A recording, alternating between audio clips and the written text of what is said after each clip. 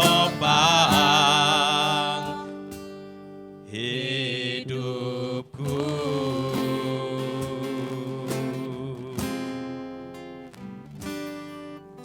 Bapa, di dalam nama Tuhan Yesus kami bersyukur pada pagi hari ini Tuhan. Kesempatan untuk pagi hari ini Tuhan kami boleh beribadah, kami boleh mendengar firman-Mu, kami boleh memuji dan memuliakan Engkau Tuhan. Semua itu karena anugerah-Mu atas setiap kami Tuhan, sehingga kami telah diberikan waktu untuk itu. Terima kasih Bapa, terima kasih Tuhan. Biarlah Tuhan firman dan kebenaran yang akan hamba-Mu sampaikan, biarlah Tuhan menjadikan kekuatan bagi setiap kami Tuhan. Dan kami percayakan firman-Mu Tuhan masuk di dalam hatiku, keluar dari mulutku Tuhan. Terima kasih Bapa, terima kasih Tuhan Yesus. Biarlah kekuatan daripada firman-Mu itu Tuhan, yang boleh membebaskan setiap umat-Mu, membebaskan setiap kami Tuhan, memberikan kekuatan bagi setiap kami, sehingga kami boleh bertahan. Terima kasih Bapa, kami bertahan di dalam setiap pencobaan, di dalam setiap masalah, di dalam setiap pergumulan kami, karena Engkau ada atas kami. Terima kasih Bapa, kami bersyukur di dalam nama Tuhan Yesus. Amin. Semua yang siap akan firman Tuhan, kita bisa buka Alkitab kita di dalam surat Petrus 1. Surat Petrus 1 ayat yang ketiga sampai yang ke-9. Kami minta untuk hambanya membacakan. 2 Petrus 1 ayat ketiga sampai dengan yang ke-9. Demikian firman Tuhan. Karena kuasa ilahinya telah menganugerahkan kepada kita segala sesuatu yang berguna untuk hidup yang saleh oleh pengenalan kita akan Dia, yang telah memanggil kita oleh kuasanya yang mulia dan ajaib. Dengan jalan itu Ia telah menganugerahkan kepada kita janji-janji yang berharga dan sangat besar, supaya olehnya kamu boleh mengambil bagian dalam kodrat ilahi dan luput dari hawa nafsu duniawi yang membinasakan dunia. Justru karena itu, kamu harus dengan sungguh-sungguh berusaha untuk menambahkan kepada imanmu kebajikan, dan kepada kebajikan pengetahuan, dan kepada pengetahuan penguasaan diri, kepada penguasaan diri ketekunan, dan kepada ketekunan kesalehan, dan kepada kesalehan kasih akan saudara-saudara, dan kepada kasih akan saudara-saudara kasih akan semua orang. Sebab apabila semuanya itu ada padamu dengan berlimpah-limpah, kamu akan dibuatnya menjadi giat dan berhasil dalam pengenalanmu akan Yesus Kristus Tuhan kita. Tetapi barang siapa tidak memiliki semuanya itu, ia menjadi buta dan picik, karena ia lupa bahwa dosa-dosanya yang dahulu telah dihapuskan. Amin. Amin. Saya ulangi ayat yang ke-8 dikatakan, sebab apabila semuanya itu ada padamu dengan berlimpah-limpah, kamu akan dibuatnya menjadi giat dalam dan berhasil dalam pengenalanmu akan Yesus Kristus Tuhan kita. Tetapi barang siapa tidak memiliki semua itu, ia menjadi buta dan picik, karena ia lupa bahwa dosa-dosanya yang dahulu telah dihapuskan. Ayat ini mengatakan yang kalau kita ambil perikopnya di sini, panggilan dan pilihan Allah. Karena kuasa ilahi, Ia telah menganugerahkan kepada kita segala sesuatu yang berguna untuk hidup yang saleh. Dan sebenarnya bagian Allah telah diberikan kepada kita, yaitu kuasa ilahi. Ya, karena kuasa ilahinya, Dia telah mengaruniakan, menganugerahkan kepada kita, yaitu sesuatu yang berguna bagi hidup kita, untuk kita bisa hidup saleh. Dengan jalan itu, ya, ayat keempat, Ia telah menganugerahkan kepada kita, ya, jadi Dia juga menganugerahkan kepada kita, yaitu suatu janji-janji yang berharga. Ya, janji yang berharga, yang sangat besar, supaya olehnya kamu boleh mengambil bagian, itu apa? Kodrat ilahi. kodrat ilahi itu yaitu kehidupan Allah, yaitu bagian daripada sifat-sifat Allah, ya, yaitu kuasa, ya, daripada Allah. Itu semua dianugerahkan bagi kita, kita boleh mengambil bagian itu. Ini ayat yang menguatkan sekali, ya, karena sebenarnya Allah itu telah menganugerahkan bagi kita, ya. Dan semua itu sudah dianugerahkan bagi kita. Nah, bagian kita yaitu mengambil, ya, ikut di dalamnya. Saya kasih ilustrasi gini, kalau kita bertamu kepada, atau mungkin saudara bertamu kepada di rumah saya, ya, di situ kemudian istri saya menyediakan kue, menyediakan minuman, ya, kemudian saudara dipersilakan, oh silakan Pak untuk diminum, untuk dimakan, ya. Tapi saudara katakan, ya terima kasih. Dan saudara nggak pernah mengambilnya. Apakah saudara merasakan itu? Enggak. Ya. Mungkin saudara dari luar udah merasa, oh haus sekali gitu. Tetapi begitu dikasih minum, tapi saudara nggak mau ambil, ya, maka saudara nggak akan lepas dari kehausan, ya, tetap aja haus. Saudara merasa lapar, saudara dikasih makan, tapi saudara nggak mau ambil makanan itu dan memasukkan dalam mulut saudara, maka saudara juga nggak akan merasa kenyang. Tetapi di sini jelas sekali bahwa bagian daripada Allah, Dia telah menyediakan semua itu bagi kita. Ya, bahkan kuasa ilahinya diberikan pada kita.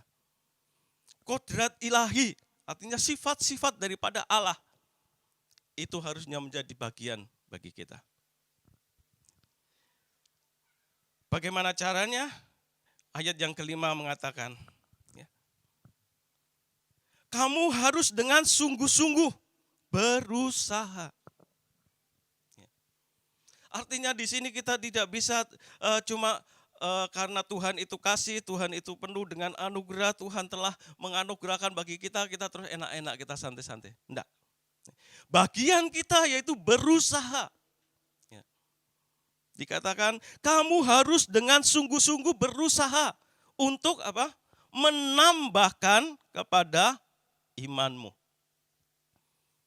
Kita memang sudah beriman, tapi nggak cukup dengan iman itu.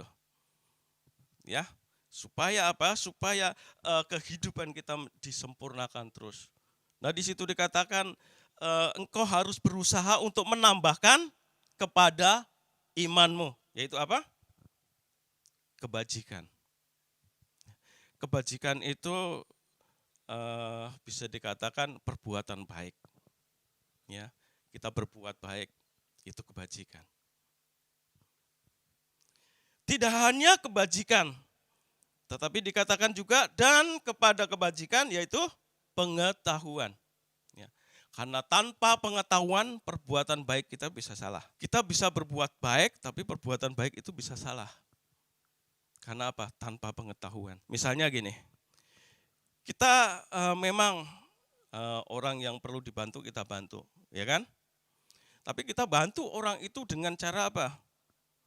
Mungkin karena kita nggak punya apa-apa, kita kasihan, dia lebih sengsara dengan kita. Ya, kebetulan kita pegang uang gitu kan. Ya, kita bantu dengan uang yang ada. Padahal uang itu uang siapa? Bukan uang kita. Ya kan? Sehingga hal itu, kebaikan yang kita lakukan itu justru akan membuat celaka bagi kita. Karena apa? Tidak ada pengetahuan. Karena itu perlu pengetahuan di dalam kita melakukan kebaikan. Dan kepada pengetahuan yaitu penguasaan diri. Penguasaan diri juga penting. Kita berbuat baik dilandasi dengan pengetahuan, tapi juga harus kita tambahkan dengan penguasaan diri. Karena tanpa penguasaan diri yang ada dalam hidup kita hanyalah emosi. Kalau kita mendapat sesuatu masalah, kita tanggapi, ya kita tahu dan kita tanggapi dengan emosi, maka masalah itu tidak akan selesai. Justru akan menambah masalah. Kita berbuat baik sama orang, tapi karena kita emosi, maka emosinya itu yang akan membuat kita juga menjadi celaka. Penguasaan diri di dalam kehidupan beriman, itu sangat penting. Penguasaan diri juga harus ditambahkan, yaitu dengan ketekunan. Ketekunan itu sesuatu yang terus dilakukan, ya. Jadi ketekunan itu memerlukan yang namanya kesetiaan. Orang yang tekun itu bisa mengalahkan orang yang pandai. Betul? Ya. Orang yang mempunyai IQ tinggi itu bisa kalah dengan orang yang tekun. Dulu saya punya teman, yaitu dia sebenarnya otaknya enggak, tapi dia bisa mencapai pengetahuan, mencapai bahkan sekolahnya bisa sampai tinggi. Kenapa? Karena dia tekun. Di awal dia bisa menjadi hanya kerja jadi office boy, ya dah? Karena dia mempunyai ketekunan, ya, dia belajar, ya dah? Kemudian dia bisa kuliah. Jadi kuliah sambil belajar, sambil bekerja. Ya. Kemudian dari situ dia terus tekun di dalam belajarnya. Kalau masalah dalam pekerjaannya dia tekunin. Masalahnya apa gitu? Waktu itu di komputer. Jadi dia terus pelajari itu komputer itu, terus berulang-ulang. Gitu. Dan akhirnya dia ngerti. Nah, ketekunan itu yang terus kita ulang-ulang, ya, itu akan membawa kita ke dalam sesuatu yang baik, ya. Karena dengan ketekunan pun itu akan membentuk karakter kita. Ya. Sesuatu yang kita ulang-ulang itu akan membentuk karakter kita. Gini, misalnya dulu kita adalah orang yang suka marah, ya, suka terpancing emosi, gitu kan. Tetapi karena lingkungan kita itu enggak ada yang membuat kita menjadi emosi, ya kan.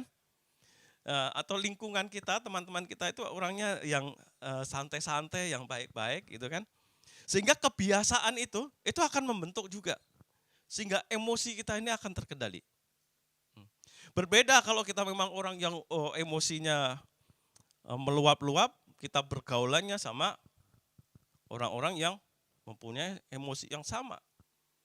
Nah itu akan terbentuknya itu nggak akan berubah. Tetapi dengan ketekunan,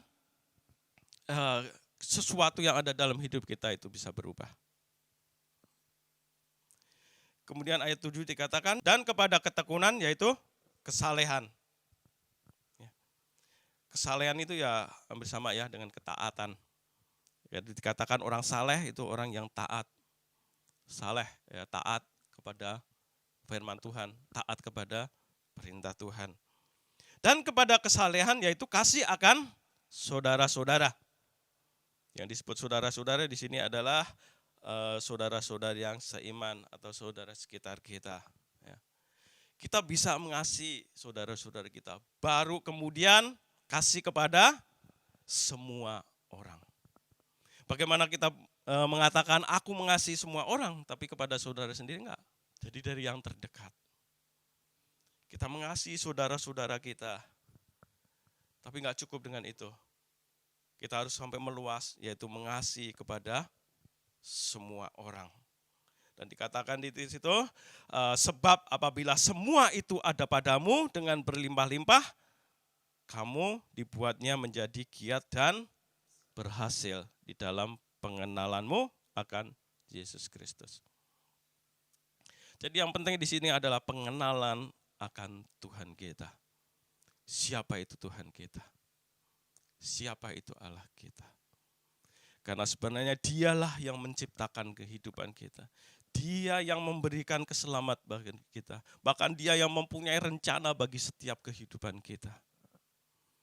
Tetapi bagaimana respon kita terhadap panggilan itu? Itu tergantung daripada bagaimana kita mengenal akan Tuhan. Untuk itu tambahkan yang ada di sini tadi, yaitu imanmu dengan kebajikan, dengan pengetahuan, dengan penguasaan diri, dengan ketekunan, dengan kesalehan, dengan kasih akan saudara, bahkan kasih akan semua orang. Karena kalau itu tidak ada dalam hidup kita, maka hidup kita ini akan menjadi seperti hidup yang seorang buta, yang picik. Ya. Artinya sempit pandangan kita. Kalau pandangan kita sempit, itu gampang akan tersesat. Ya. Gampang diombang-ambingkan.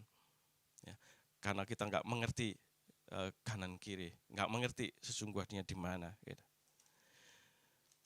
Saudara yang terkasih di dalam Tuhan, ada ayat firman Tuhan yang mengatakan begini, Yakobus 1 ayat 2 dikatakan ini, saudara-saudaraku, anggaplah sebagai suatu kebahagiaan apabila kamu jatuh ke dalam berbagai-bagai pencobaan.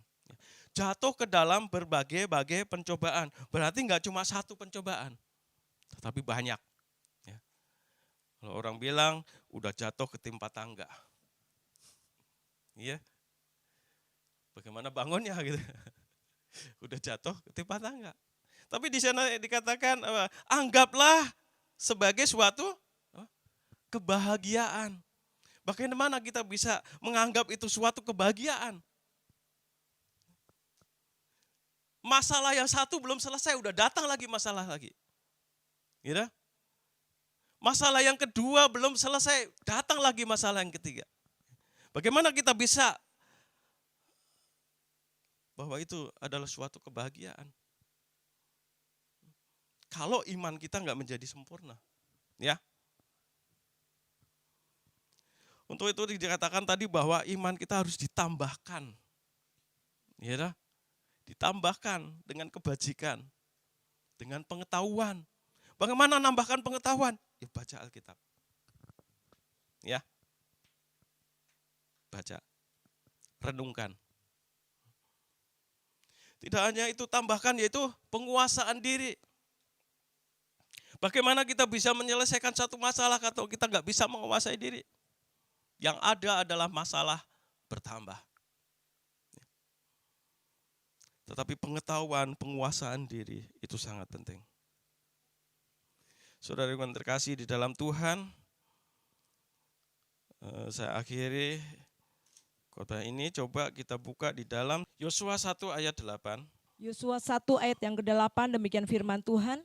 Janganlah engkau lupa memperkatakan kitab Taurat ini, tetapi renungkanlah itu siang dan malam, supaya engkau bertindak hati-hati sesuai dengan segala yang tertulis di dalamnya. Sebab dengan demikian perjalananmu akan berhasil dan engkau akan beruntung. Jangan lupa engkau memperkatakan kitab Taurat ini apa? Siang dan malam.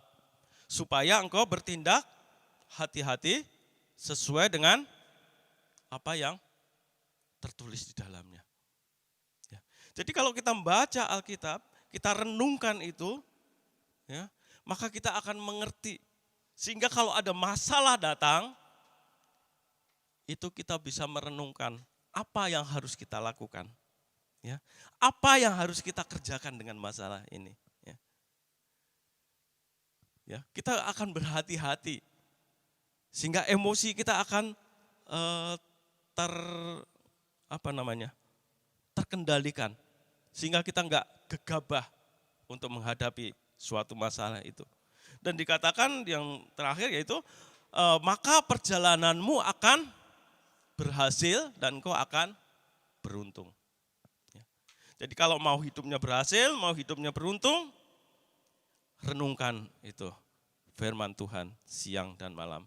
Sehingga itu menjadi rema dalam hidupmu dan itu akan menjadi pedoman dalam hidupmu. Sehingga engkau tidak bertindak gegabah. Tetapi hikmat Tuhan ada di dalam hidupmu. Tuhan Yesus memberkati. Mari kita berdoa. Kami bersyukur Tuhan untuk siang hari ini. Karena kasih setiamu Tuhan, firman-Mu ini boleh kami dengar. Dan biarlah Tuhan firman ini tidak hanya kami dengar, tapi firman ini masuk ke dalam hati kami. Sehingga firman ini bertumbuh, membentuk hidup kami, membentuk kehidupan kami. Dan sehingga kuasa ilahi, sifat-sifat ilahi Tuhan ada dalam kehidupan kami. Sehingga hidup ini menjadi berkat. Hidup ini berguna. Hidup ini adalah kesempatan yang terus bisa kita gunakan untuk kemuliaan nama-Mu. Sehingga rencana-Mu Tuhan atas kehidupan kami pribadi, lepas pribadi tercapai sesuai dengan kehendak-Mu. Terima kasih Bapa, di dalam nama Tuhan Yesus kami bersyukur. Haleluya. Amin.